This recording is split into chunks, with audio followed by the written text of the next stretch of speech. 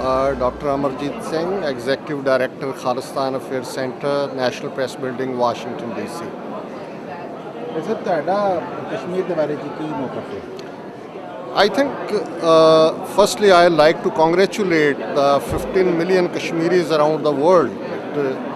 The way they have stood against oppression of Indian forces. Today, even the Kashmiri children in the streets of Srinagar and Kashmir Valley, they are resisting the occupation of the Indian army. So one lesson very clear for the last 61 years from the Kashmir struggle is that when people want freedom, no power on earth can stop them. Today, India has the largest concentration of army anywhere in the world, even more than Gaza or Afghanistan. So I think Indian government have lost the war. They are just by oppression and suppression, they are trying to silence the people of Kashmir. So as a Sikh activist, as 26 million Sikhs around the world, after the attack on their Sanctum Sanctorum Golden Temple Amritsar in June '84, they declared that Khalistan is their birthright, and they waged a struggle against Indian army in which over 150,000 Sikhs were killed between 1984 and 1995, and Sikh diaspora, which is outside Indian map, 3 million of them. We here have organized ourselves for our freedom campaign, and we are looking with interest to the Kashmiri struggle as well. And in the current time, it is a kind of motivation for us as well.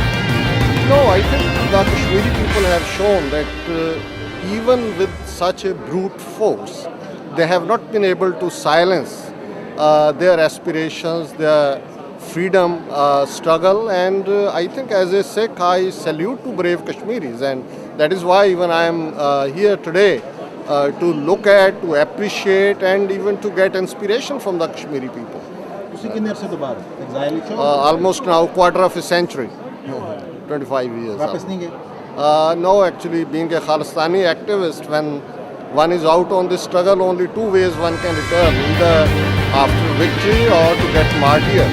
So we are organizing here, we are lobbying here, we are working with the lawmakers, opinion makers, decision makers to tell them that how farce is Indian democracy, and in the name of democracy, how they are suppressing their minorities, Sikhs in Punjab, Muslims in Kashmir, Christians in Nagaland and Mizoram, and Dalit, so-called untouchables by Brahmins decree, 200 million of them.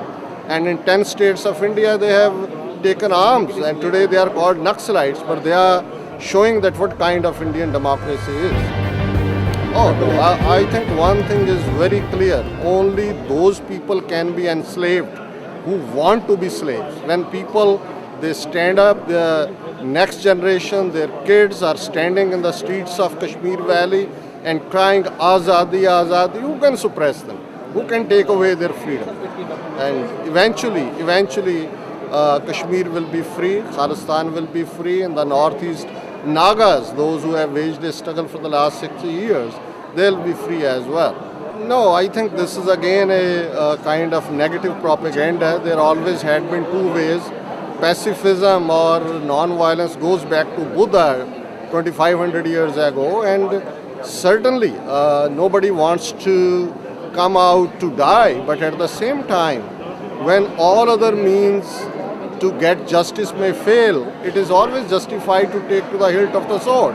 So this is even in the preamble of the UN Charter of Human Rights as well, in which it is said, if a man is not to be compelled as a last resort to rebellion, his human rights must be protected by the rule of the law.